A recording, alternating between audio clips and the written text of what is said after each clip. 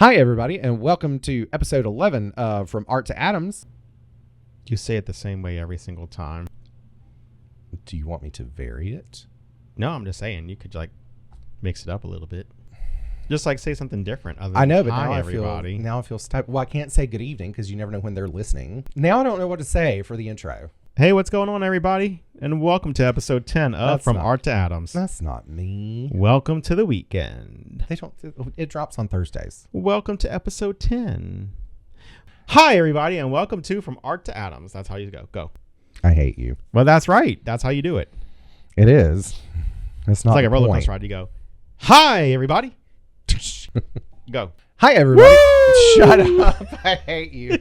God.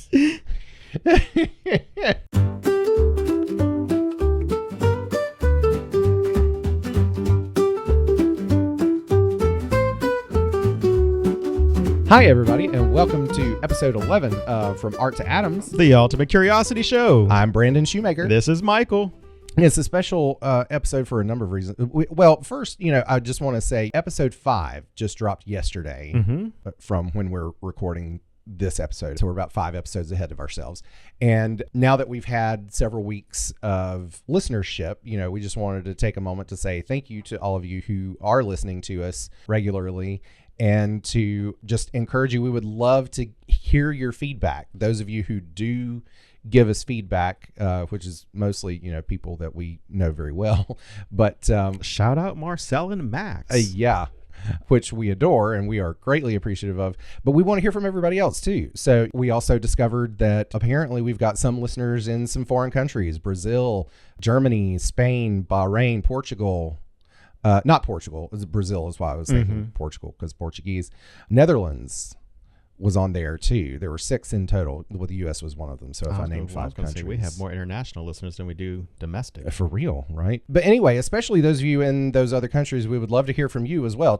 For one, so that I can prove to Michael that you're just not just bots, because he's convinced that you're just bots generating, I don't know, listenership from off the continent. We need you to generate some revenue for us. we gotta have a certain number of listeners before we can even consider that, because the platforms don't let us otherwise. But no, like I said, seriously, thank you so much for those of you who are listening, and please just take a moment to, we say it at the end of every episode, but we know some of you probably don't make it all the way to the credits, basically at the end for the outro. We want your feedback and any advice you can give us on topics or how to improve, or what you want to hear. If you have any questions of curiosity that you want us to investigate and find out some stuff about for you, give us that information. Yeah, we would love to have it. Truly. Hit us up on, Facebook. We don't have a Facebook page. We do have a email address. Yes, you can send us an email from arttoatoms@gmail.com. Yep. You can also comment on Instagram. Our DMs are open. Yep. I'm single too, by the way. Just putting that out there if anybody feels interested. Michael's happily married, but I'm still on the hunt, so whoa, I'm going to take that out. Whoa. Who said anything about happy? Okay. Well, he's not going to be happy for long. I can tell you that now. Well, the other one, the significant other does not listen to our show. He doesn't? No, he does not. Oh my God! I'm going to give him hell. He's not going to be our first guest in studio anymore. Then. No, I think it needs to be Kenzie. Does Kenzie listen? Yes. She talked about how we need to have her first then. Yeah, she's going to be our first guest. Okay, that'll be it. More stuff, more logistics for us to figure out. Well, so I was thinking we could have her just call in where she's at and do remote. Yeah, because too, like I said, we don't have a third microphone, so that's going to make things easier. We could have her do the remote stuff. Yeah, she could call in. She doesn't have to be here. She can call her from where she's at. Exactly. Yeah. She'll just get on her laptop. So then I could really just kind of do wherever I'm at too, if we ever need to. I mean, yeah, but we don't want to do that on the regular just because the sound quality isn't going to be as good. Oh, okay. Yeah, that's true. All right. So so again, thank you so much, listeners, and let's dive on into this week's topic. Tipping in restaurants. Gratuity. Yes. We're going to talk about the tipping culture in America and also some tips on tipping. Oh, God, that was corny. I mean, it was good, but it was corny. I mean, it sounds like a dad joke that I would tell. And that too. Oh, God, I heard the best dad joke the other day, and now I can't remember what it was. Oh. It was on Instagram, and it wasn't a dad. It was actually a little boy. Why are chickens funny? I don't know. No, say why. Why? Because. Okay. Moving right along. As Fozzie Bear would say, waka waka. Hey, I love Fozzie. Yeah. All right, so tipping. Why don't you give your background regarding tipping? That way the folks at home can have a better understanding of where you're coming from, especially. So, oh my goodness. Before I became a teacher, I left the restaurant industry probably about 10 years ago. And before that, had worked in the restaurant industry for how many years? Since you were what? 20. Yeah. So what was that? Almost 10 years. 10 years in it. And so in the first restaurant I worked at, there was no tipping. Like it was a full service. You pay at the counter. It was Chuck E. Cheese. Let's just say it. It was Chuck E. Cheese. And so there was no tipping there. Yeah. And our employees got full pay, like minimum wage. So there was no tipping pay or anything like that, like server pay. And then when I left there, I decided to go back to college. And so I got a part-time serving job at another restaurant. And so as a server, then I worked as a server for 4 years with them while going through college. And then even after that, because honestly, tipping, it was good money. Yeah. So it was full service restaurant. And so I have some experience with tipping because of that. And I have some opinions on that. So when I dine out, I'm very particular about tipping. Well, and I will say he has some major opinions on all things service industry related, but we're saving that for an entirely different topic for an entire different episode. I was going to say that right there is its own podcast. Yeah. Like that is not one episode. We tease him, we being Thomas and myself, we tease him about how he needs his own reality TV show, kind of like Hell's Kitchen with Gordon Ramsay, except it's Michael doing the same thing, but to the wait staff and the service staff. I'd be screaming in their ears. Oh yeah, you definitely would. He always has an opinion about the service and how long it's taken and things like that. Okay. And now, but let me say, in your defense, there are lots of people who do the same thing, but who've never worked in the service industry. Right. So you at least have the experience to back up that opinion. I think it's because, I understand what it's like to be a server. And so I understand that sometimes you are in the weeds and you are short staffed and you are covering for other people and you are tired, and I get all that. So I do cut slack when I see you busting your butt, when I see you actually trying. But if you're just in the back talking, like that's no go for me, And there are times when all of your tables are completely, everything's done at them. And that's okay to have it that way. And then you have time to breathe. But if your tables are waiting for anything at all,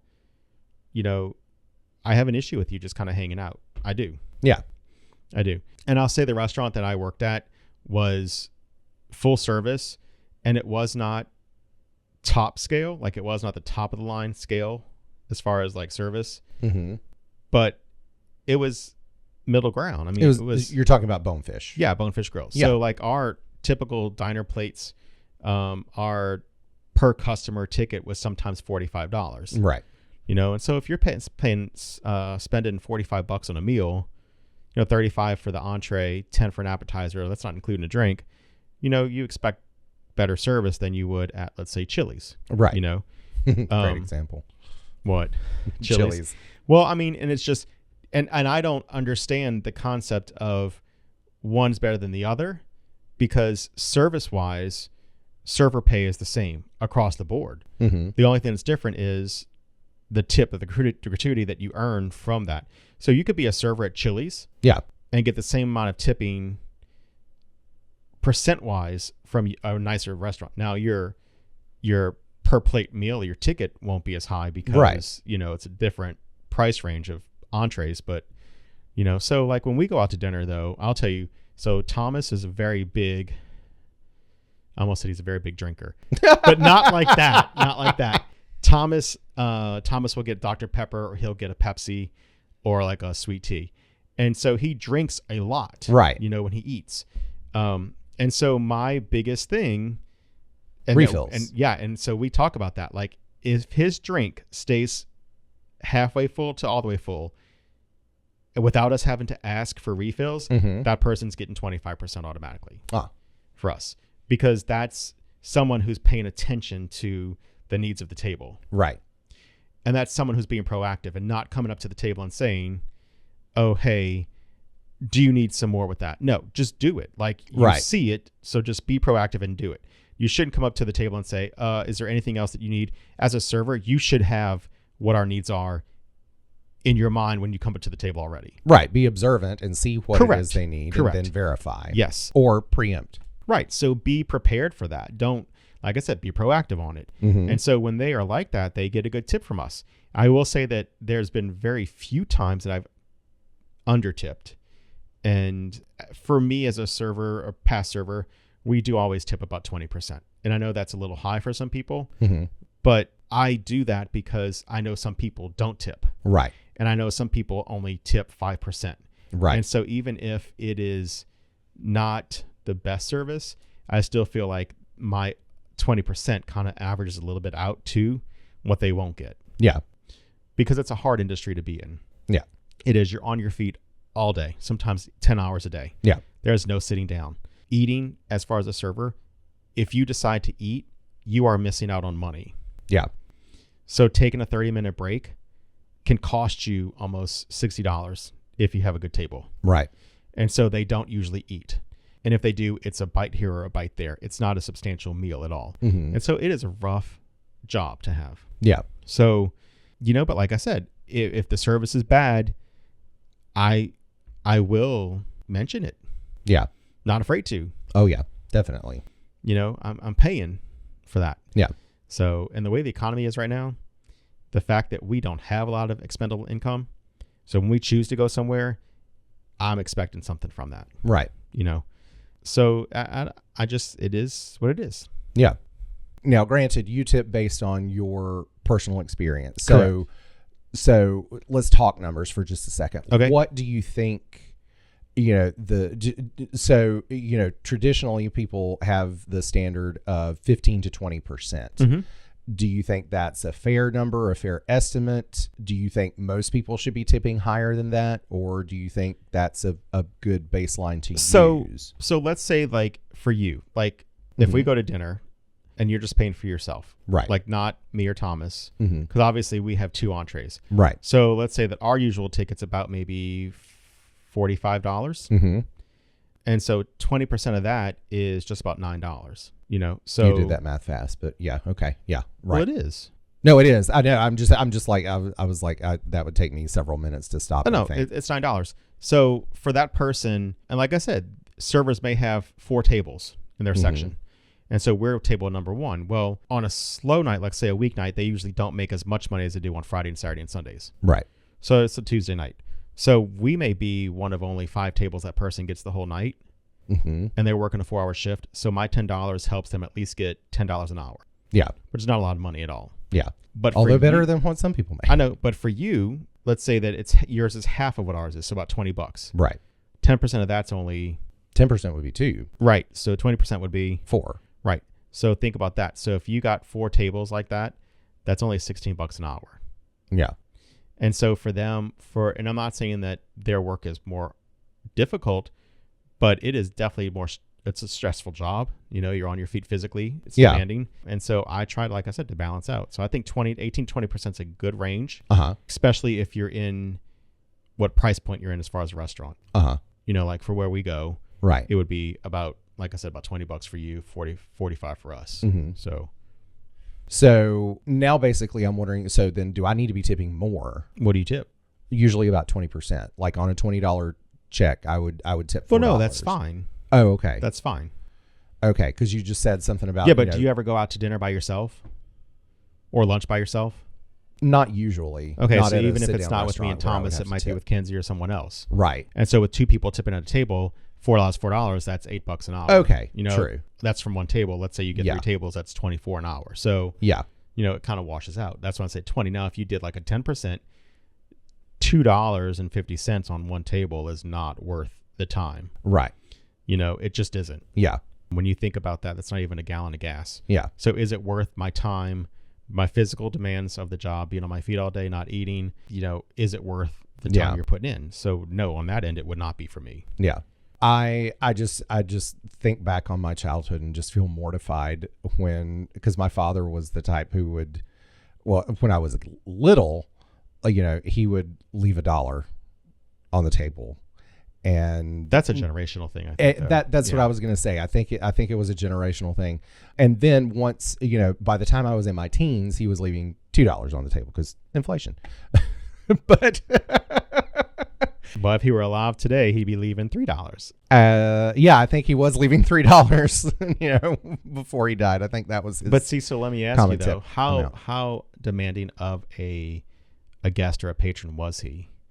Oh, he was always the most easygoing of patrons. Well, that may be why he thought about that. So yeah, and honestly, I mean, I can ashamedly admit, in my early years of solo dining, after started dining out without my parents, I and my friends were in that same habit that our parents had essentially taught us of tipping a base amount and just that. Now, granted, this was no like high-end dining establishments or anything like that. This was like late night dinner at Denny's and stuff like that. But still, it's enough where I think back on it now and just cringe and want to go back and apologize to every waitress that I ever had. Well, you can by making sure that you pay it forward and tip now. Oh yeah, and I do, and I've for a long time I over tipped. Probably I'd say around 30% or so. And that was because at the time I was, my roommate was a server, and I saw daily what sort of hell she went through, basically, because this was when I lived at the beach, and they had all kinds of tourists that would come in, and they were especially crappy tippers. So that got me into the habit of over tipping for a while until I realized that I was going broke.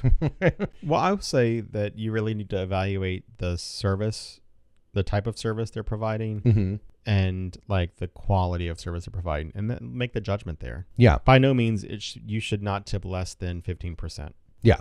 You should not. And like I said, there's only been, I believe, one time that we left a small tip on purpose because it was just horrible service. Right. And so people are, that's another thing too, is like when you're tipping in rules, I'll tell you as a server, you can like not tip. Like they have people that say, oh, I'm not going to tip anything at all. But you're doing a disservice to the server. And I hate saying that in the terms of their performance, because when you don't give anything at all, they may take that as, oh, they forgot. Right. So you should always leave something, even if it's $1 or even if it's a few cents. So that way they intentionally know it was their service that caused them to get the tip that they got, not because you forgot. But some people don't even take that as a hint. So, right. Now, here's one thing, though, that does frustrate me about tipping. And, well, really the thing that frustrates me about tipping is the fact that we do it at all. Especially now, in the media, you hear lots of stories about the explosion of tipping expectation. You go to check out at an ice cream bar or something like that. You go to a Cold Stone or a Baskin Robbins or something like that. And the kiosk asks, would you like to tip? Yeah. And right. It's like, so if it's not full service, you should not be tipping. Exactly. And I will say for someone that owns like a food truck or something like that, where they're preparing the food for you right away, that's a manual thing. That person does not have the wage a kitchen worker or a chef would have. Exactly. So that person, minimum 10% there. Yeah. But like the teenagers, and I'll be honest, it's kind of tacky when you walk into a place like I think that has like a jar that says tips. Yeah. Like, what are you tipping for? You scoop an ice cream, you're making $9 an hour. Yeah. Like, what is your tip for? Right.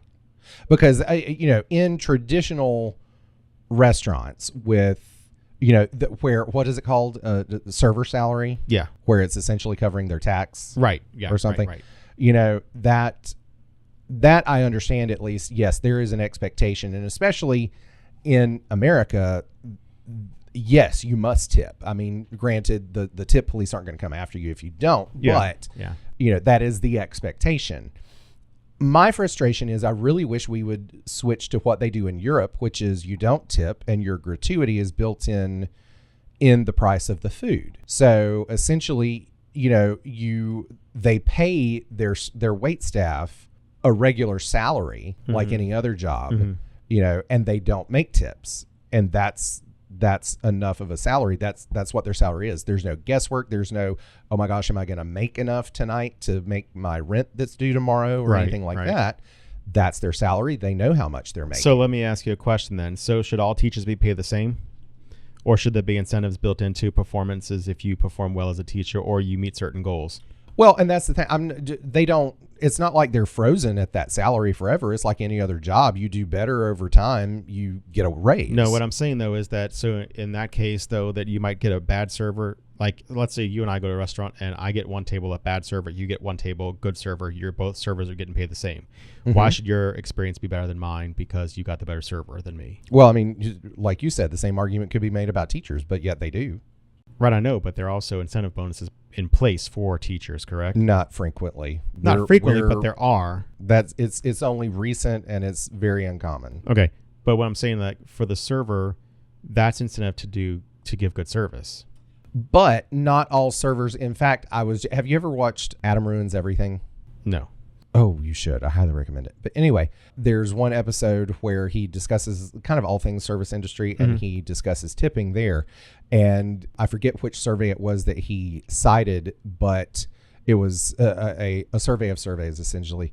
And it essentially found that by removing the tip, people's tipping habits had nothing to do with the quality of service. So basically, the tipping itself had no effect at all on service. Exactly. Quality. People were. I think it was a 1% difference that was actually based on service. And everything else was just based on in America. Okay, I was going to say because Yeah, no, it was. Yeah, this was in America. So they're not doing that. They're not actually tipping based on service. I don't really ever tip based on service. You don't tip based on service unless you sit, like you said, except for that one instance that you can recall. So, the majority of people as it is don't. Instead, they tip like, oh my God, why do I have to do a math problem here at the end of dinner? Well, no, I mean, I tip on service though. If it's bad service, I'm going to let you know. But like you said, you're going to let them know. And sometimes not that's reflect in the tip. in the tip. Not. Yeah, no, I will not tip at 18 or 20% if it's bad service. So then what do you tip when it's bad service? About 10%. Well, okay, that's not what you said before. That's what I mean by letting them know. Well, no, you said you always at least give 15. But I don't have, very rare do I have bad service though. Well, then my God, I wish you would quit complaining every single time we go out to dinner. Just don't eat with me though. You legit, you find something to complain about the service every single time. Well, after COVID, service in restaurants has gotten down a lot. Oh yeah, but this has been long before COVID. You've been complaining about service in restaurants. Well, then maybe they should be good like me. Like everything else in the world. That's how it comes down. You don't drive like me. You need to. You don't serve tables like me. You need to. I can't help it. It's a burden that I've been tasked with to carry all of this greatness. I'm so sorry, late great Maggie Smith. I didn't realize you had risen from the dead in your Downton Abbey performance. I told you that What was her name? Who? Maggie Smith's character in Downton Abbey. Lady... I almost said Lady Godiva. All I can think of is Lady Danbury from Importance of Being Earnest. It's not, no. I don't remember who it is. I don't remember. Anyway, so I can't help it that I am observant and I call it like I see it. It is what it is. It's not my fault. It's not my fault. No, but I do. I wish that service industry workers, well, because do you know the origin of tipping in America? No. Tell me, oh great wise one. I can't help it that I know history. It's just who I am. Did you research that today? To refresh my memory, I already knew, but I wanted to make sure I had all my facts straight. You wanted to make sure you had all your flack? My facts straight. Your fat straight? That's what we did the cropping with the camera for earlier, asshole. What the hell was I saying? About the history of tipping. History of tipping. See, I pay attention. You don't even know what you're talking about, and I do. And so anyway, it started, I mean, now granted, gratuity has existed for hundreds of years in different forms, but what? Sure, it did exist in different forms in the Roman Empire.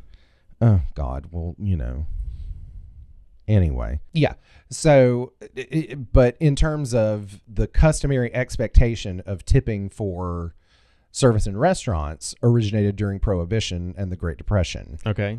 So restaurants were making less, and so they told the servers, we don't have enough money to pay you.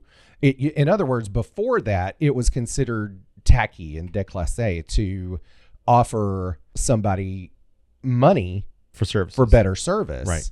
Because it was essentially considered bribery. Right. Which is actually interesting because bring me back to that in a minute. Okay. But it was considered bribery. And so during Prohibition, restaurants were making less money, and they said, hey, you might actually need to take up Mr. Al Capone on his offer of service because we don't have the money to pay you tonight. Mm-hmm. And so that's essentially how it began, and it caught on, and other restaurants said, oh, okay, let's do that. Let's just, make them tip. Mm-hmm. And so that's essentially why we have it the way we have it today. That it's an expectation that it's part of that we are essentially paying their salary. Right. And it just never fell out of favor for some reason. Well, we know why. It's because the restaurants didn't have to, they were making more money.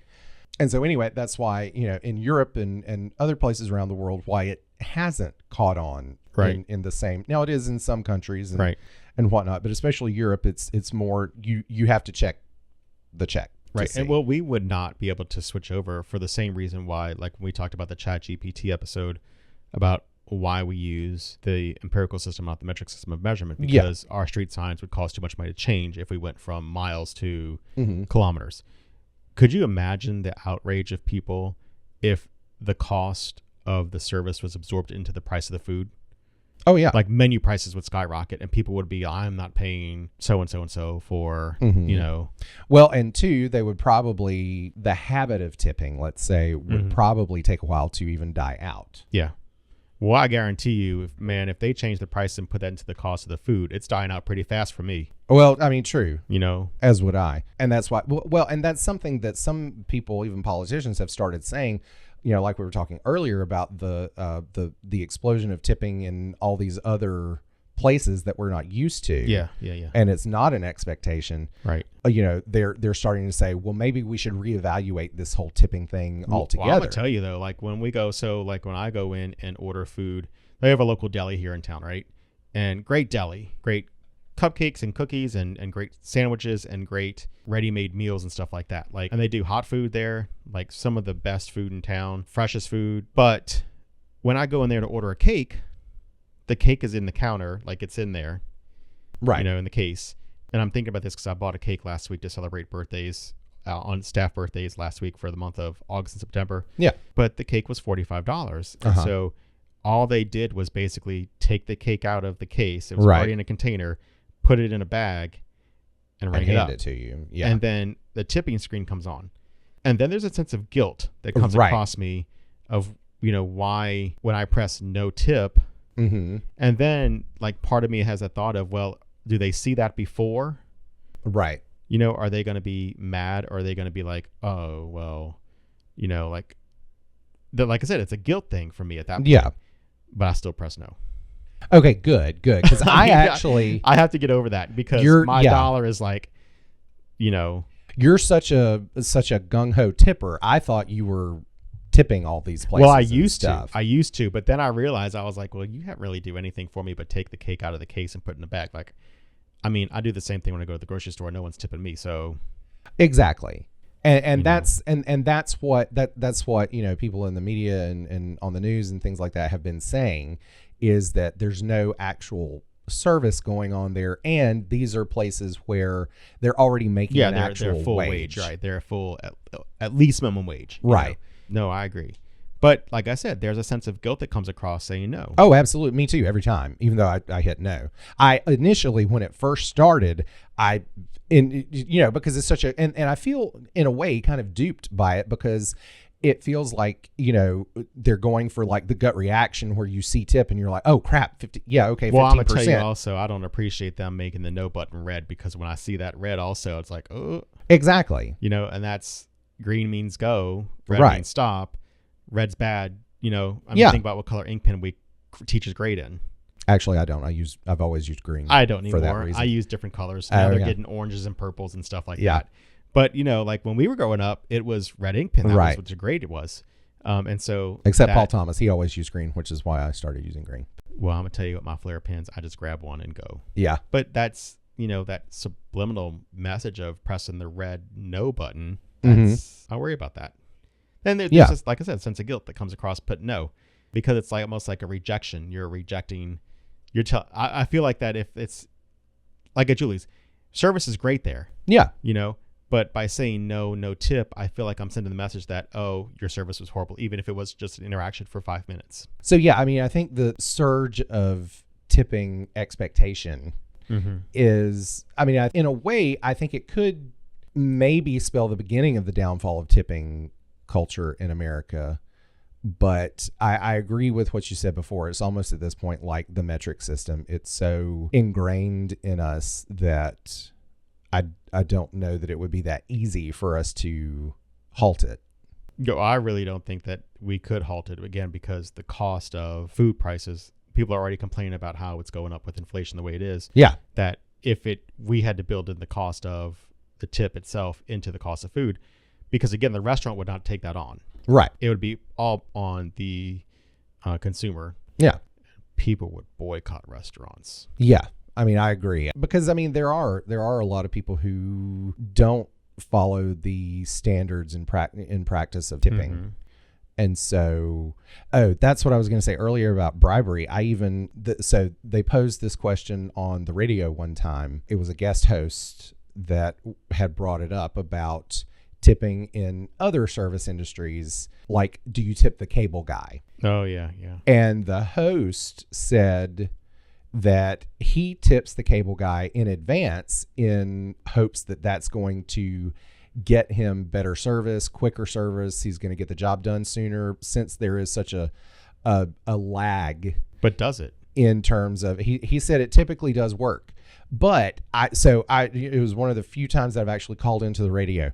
I called in and I told him, I said, what you're describing isn't tipping, it's bribery. Yeah. And he said, I was waiting for somebody to call in and say this. He said, because yeah, I do see the correlation between it, or between the two. But that was, and he accepted that. He said, I'm okay with that though, because it works. So that's, some people, would still be the mafia boss in the corner saying, hey, come here, give me a, give me some quicker service if I give you this. Here we go. So, did you like my mob boss impression? Yeah, you remind me of one of the weasel off of Who Framed Roger Rabbit. I haven't watched that movie in so long. You know what I'm saying, though? You know who I'm talking about? Yeah. I need to watch that again. I could see him trying to get the cable guy. Yeah. Hey, come here. Give you some extra dollars if you go ahead and get my service turned on faster. Here's a 20 for you if you can get me free HBO. I remember those days. Just flip that switch for me. I'll give you a 50. Yeah. So, yeah, I mean, things like that, have definitely been going on. But again, that's not tipping. That's bribery. Anyway, so yeah, that's kind of my take on it. And I totally get, your perspective, and we definitely will be revisiting the service industry in a future episode that is all dedicated to itself, and it'll probably last for about 2 hours. All right, you ready for trivia? Yeah. Okay. All right, what you going with? Let's go with let's do geography. Why not? I'm probably not going to be good at this one. Okay. Some geography, I know. Some is like, oh. What accounts for almost 75% of Iceland's exports? Herring? Fish. Oh, okay, yeah. What is the largest island in the Atlantic? The largest island in the Atlantic. Is Cuba considered in the Atlantic or in the Gulf? That would be in the Gulf, right? No, Cuba's in the Atlantic, but it's not Cuba. Okay. It's near. Oh, Greenland. Yeah, I was gonna say it's near Iceland. Yeah. What beer shares its name with the river that runs through Amsterdam? It's not the Rhine. No. You would not want to drink Rhine beer anyway. No. Oh God. When Amsterdam. I think of this, when I think of the name of the beer, Light. Oh. They make a regular, but they also make a light. Yeah, I know it. It starts with an A. Amstel? Yeah. Yeah. What is the standard unit of currency in Gibraltar? Gibraltar? Yes. Is that no, drachma's Greek. Or used to be. Maybe they're on the euro now. Anyway, Gibraltar. Oh, you said half of it just now. What? You said half of it just now. The Gibraltario? No, it's the name of the country. Something. Oh, the Gibraltar dollar? No. What? Pound. Oh. Which, of course, would have been my second guess. What is the northernmost Scandinavian country? Oh, crap. Hold on. Let me see. Well, 3 of these questions are about up there. Is it Norway?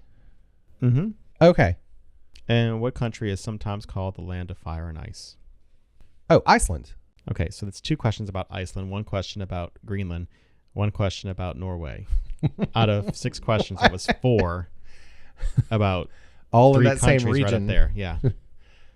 That's weird. Well, and Gibraltar is just, still Southern Europe, but, Northern Africa. Well, and the next page had the question number 1. What is the largest of the Caribbean islands? Cuba. Question 3. What nationality is the Muppet Show chef? Swedish. Ingeborg. Berk. In the fur, the cook, and the fish. Okay, what do you want? I'm going to do all your questions in the verse of the Swedish chef. Don't. I'm not. Okay, science. Always, you don't want to try something different. I know. No. Your track record isn't that great on them, Well, it's not going to be great on entertainment or geography either. Okay. How many horns does the average of... try that again. How many horns does the average African black rhino have? Is it 1? 2? Yeah. It's the one, then small. The little one. Yeah. That's. I was having to visualize it too. What is the name for a baby alligator? Oh, it's obvious when you think about it. What do they come out of? Think about what they come out of. Eggs? Mm-hmm. Think about how they come out of them then. They crawl? They're alive. Hatchlings. Okay. What? Like I said, I didn't think about it, and then when I saw it, I was like, oh yeah, duh. Okay. What essential tool did Ezra Warner patent 45 years after the invention of canned food? The can opener. Yes. How many seats were there across a Concorde cabin? 6? No. 4. So 2 and 2. Yeah. Well, yeah, I have a slender body. Yeah. Oh, this one and this page is all about air traffic. Number 5. Which American airline was the first to order Boeing 747s? Pan Am. Yes. And number 6. What is the name for a baby turkey? A giblet? I mean, nope. A poult. P-O-U-L-T. A poult. Okay, Sounds like something the Swedish chef would say. What does it say? How do you spell it again? P-O-U-L-T. Poult. Yeah. Poult. I want to go ahead and kill me some poults. Oh. All right. That does it for episode 10 from Art to Atoms. The Ultimate Curiosity Show. You guys have a great week. See you next week. Or hear you next week. Well, no, hopefully we'll see you next week. Well, we're not really seeing them. They're seeing us. But hopefully you'll see us next week. And hear us, because we're not hearing them. They're hearing us. True. Bye.